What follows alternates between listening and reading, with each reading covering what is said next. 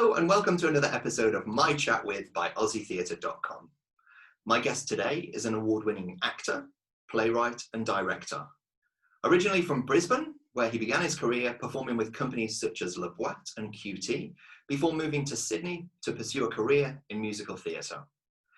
These days, he's focusing more on directing, and today he's joining me to talk about his upcoming engagement as director of Friends, the Musical Parody. My name is Peter Snee, and this is My Chat with Dash Kruck.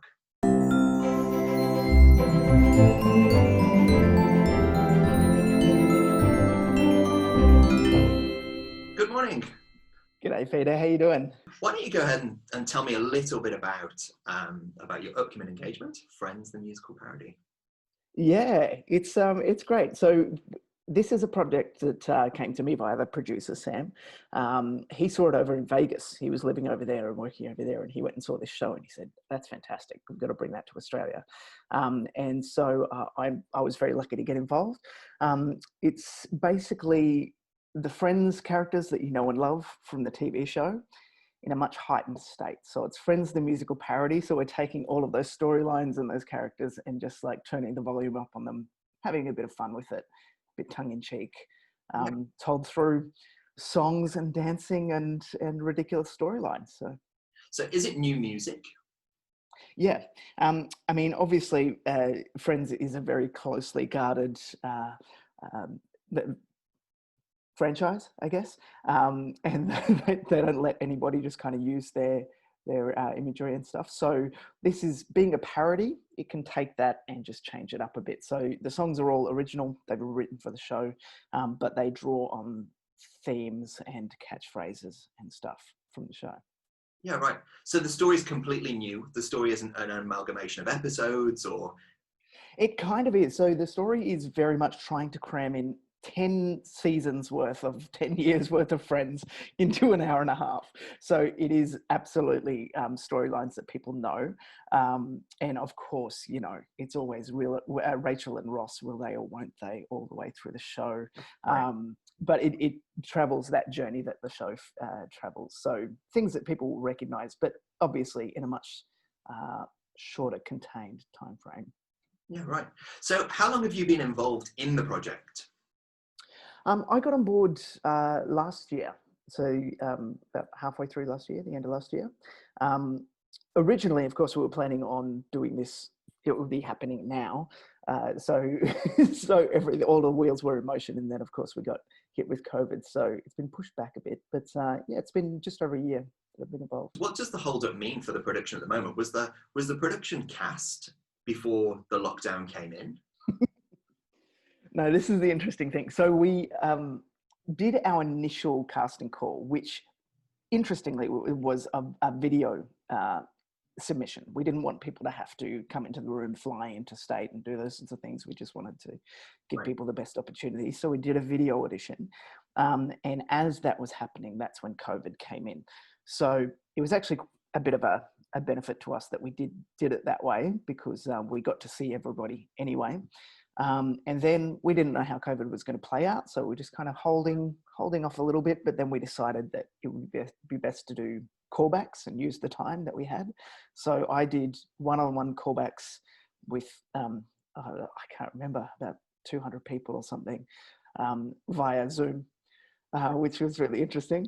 So it was a different way of doing things, and it was really interesting. Actually, it was a really good experience because I feel like it was just me in a room with the auditionee, and it was so relaxed. They were just in their bedrooms or their lounge rooms, and we got to have a bit of a chat and work out, you know, how they fit in the show or not. So it was a curveball, but it worked out really well. Do you think that was a valuable experience, given that performing for camera is very different to what these performers will be expected to do on stage? So the skill set might be slightly different. Yeah, absolutely.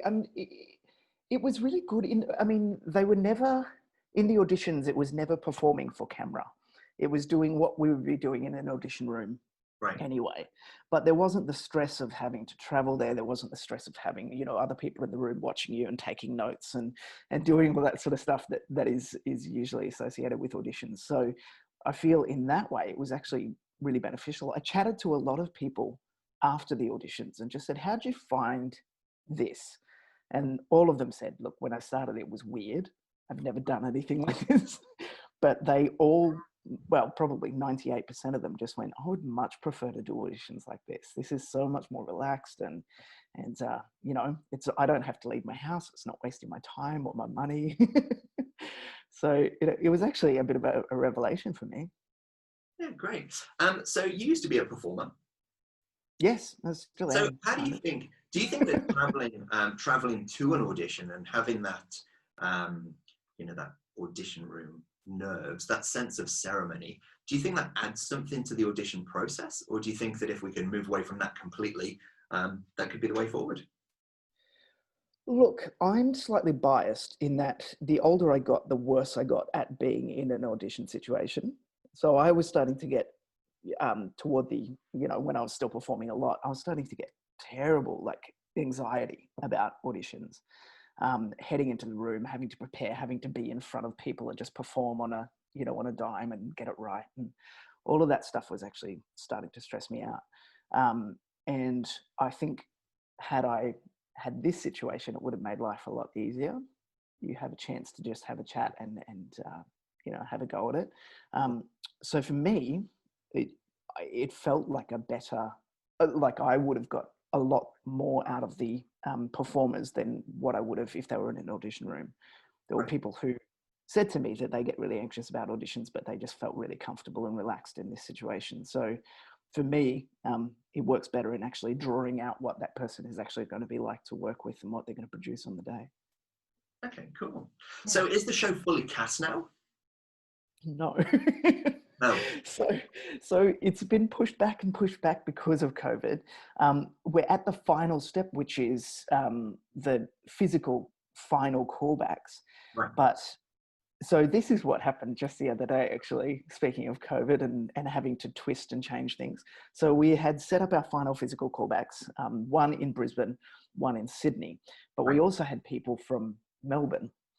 So we had worked out a way to do the Sydney and Brisbane auditions in person, but then we were going to do the Melbourne auditions online with just like a few select people in sessions. So that's all fine. So we had all that locked in.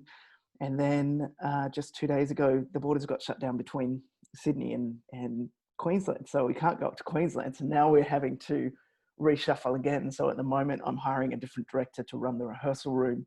So the callback room in Brisbane. And there's going to be a live stream to me down in Sydney so that we can just watch the auditions that way. It's all about, this whole process has been about just twisting everything last minute and just making it work. So yeah, it's funny. So hopefully in about a week's time, we should have finally cast the show. It's been But a that's long an process. interesting thing, an interesting activity as well, because being able to watch the performers in a room with a director will obviously show you a whole other different skill sets that these people might or might not have, that you might not necessarily get from an original Zoom call, right? Absolutely. And the thing about this show is that it is such an ensemble show. Like, it is really, this is not, it's not Shakespeare. You know, this is not a show that people come to be, you know, mentally challenged or emotionally challenged. It's Friends. It's just a show to give people a good time, to let them leave after having a fantastic night out. So that energy has to come from the cast as well. And so it's all about, with casting this show, what I'm looking for is people who can just play, people who are having a great time together, people who can take these characters and just run with them. So that's the benefit of seeing them in a room together, is just seeing how they play with each other, what they bring in terms of offers and things like that. Yeah. Yeah, right. So Friends was obviously a staple TV activity for most people of a certain age. How do you feel about taking on the responsibility of finding new faces to play these roles, of these characters that, for most of us, we feel like we know them so well because we've spent so much time with them? How are you finding that part of the process? Yeah, absolutely. It's been really challenging, actually, because people are so connected to these characters. It's like this precious thing to a lot of people. And so the thing that we have working in our favor is that we are not doing Friends live on stage. We're doing Friends, the musical parody. So we have the ability to take those characters and amp up the volume and play with them a little bit. So it's still the characters that you recognize, but we're being a bit tongue in cheek about it. So that gives us freedom in that kind of area. Casting it was interesting because I was very open to having a diverse cast and having whoever play those characters. As it turned out, that's not how people audition. So it has kind of leaned back into, I mean, they're not going to be exactly the people that you see in the show, but they're people that do fit those stereotypes a little bit more. But yeah, it's the fact that it's a parody has given us the freedom to play with them a little bit more. Yeah, right. So what are the challenges that you're going to face when you actually get into the rehearsal room in terms of bringing these characters to life?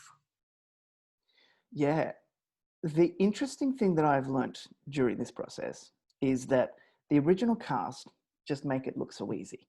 Like we just kind of take it for granted how actually talented those actors are in what they do in terms of their comedy, their physical comedy, the way they're just their little mannerisms and their looks and their moves. It's actually quite a difficult task. And so one, it's about me casting it correctly, people who can actually play with that stuff. But two, it is about finding those things that really, those idiosyncrasies that make those characters work. And like I've been saying, we dial up the volume on those, and we play with them, and we poke fun at those kind of things, and that actually helps to drive the story forward as well. Yeah, cool. Yeah. So just back to the COVID issue. So I'm not sure if you're aware, but we recently ran a poll just to try and get people's feedback on Aussie theatre about how they were feeling about going back to the theatre, whether they felt ready, when they would feel ready, what we could have in place to make them feel ready. And the overwhelming majority came back and were extremely concerned about going back to the theatre before there was a vaccine in place for COVID. How concerned are you that obviously Sydney's going through a bit of a resurgence at the moment. How concerned are you or the production team that there might be another hold up on the production because of the escalating health situation? Absolutely. This whole thing has been, and Sam and Catherine, the producers, and I have been chatting about this the whole way through. And the thing is that the situation changes every single day. You know, every day it's something different. And we've had to, you know, play with that and whatever. So when we actually announced our tour, so we rescheduled our tour to the end of the year. Yeah. When we announced that, we had gone to all the authorities, we had spoken to the venues, we had spoken to all sorts of different people to get confirmation that they were certain that this was going to go ahead before we moved forward on it. And then the day that we announced the reschedule of our tour was the day that the cluster happened in Melbourne. So it's a fluid thing. We, at the moment, what we have to do, and what a lot of artists in Australia are doing at the moment, is that you just have to act as though it's going to happen, because if it happens, everything's in place and you're going straight in. And we've got people who've bought tickets. We've got people who have been writing to us so excited, just saying, please make it happen. We just need it. So we're going ahead as though it's going ahead, knowing full well that this is a completely unpredictable situation and it may be postponed again. But, you know, that's all we can do at the moment. And if it does get postponed, or if it does get held up by another resurgence of COVID, the plan would just be to push it back, and it will eventually happen at some point as soon as you're able to get it on the stage. It's going to happen. It's going to happen.